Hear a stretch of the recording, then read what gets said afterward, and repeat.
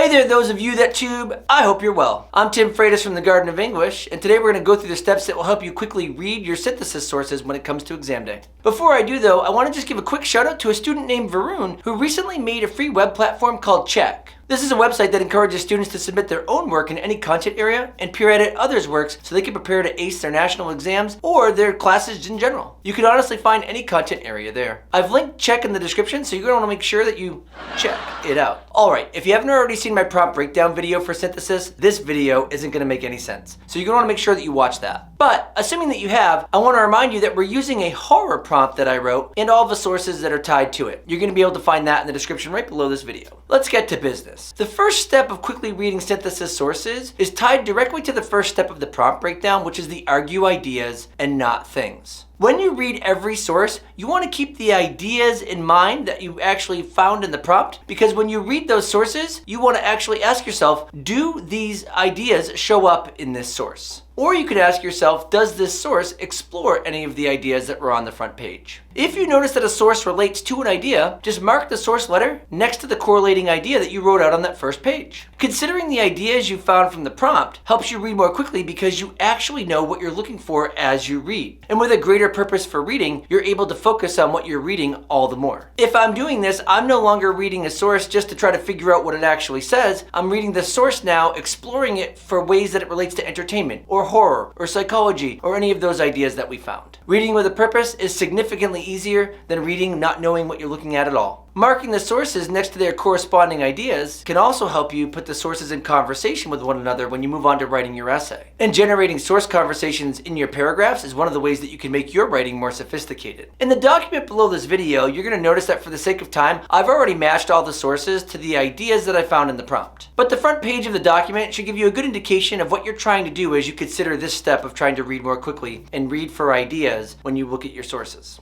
Let's move on to the second step that you absolutely must take when you read any source. And that's to actually care about those seemingly mundane boxes and italics that show up at the top of each page. Most kids ignore them. You must not. This is so important because you can potentially identify the positions and perspectives of the sources before you've even read them. And this can help you identify biases that the writer or sponsoring organization may hold towards the subject that you're reading about. You may also be able to quickly identify some ideas that the piece relates to as well. Just look at source A here, for example. If I look in the box with the citation, I can see that James Wan is the director and that the poster is produced by Lionsgate Film. The italics also tell me it's a cinematic poster, which is clearly for marketing. All of the information I just gleaned allows me to know that this particular source relates directly to entertainment. That's an idea on the front of the page. So I'm going to go write source A right next to that idea. Or in the case of my example, just put a check in the box. But I can also deduce that this source will be biased towards celebrating horror-based entertainment. And I haven't even had to critically look over the poster yet. Anyway, being able to read these introductory areas doesn't mean that you don't have to go through and read the full source just because you can inferentially read the boxes and italics. But the information that you can glean primes your understanding of the passage to come, which will eventually allow you to more accurately read the piece. And if you can read it more accurately, you can typically read it more quickly as well. Now, I do have to admit that these parts of the sources won't always reveal tons of information, but you need to know that they might. And that's why practicing this skill can really help. Especially in this case if you look at sources C, D, and E.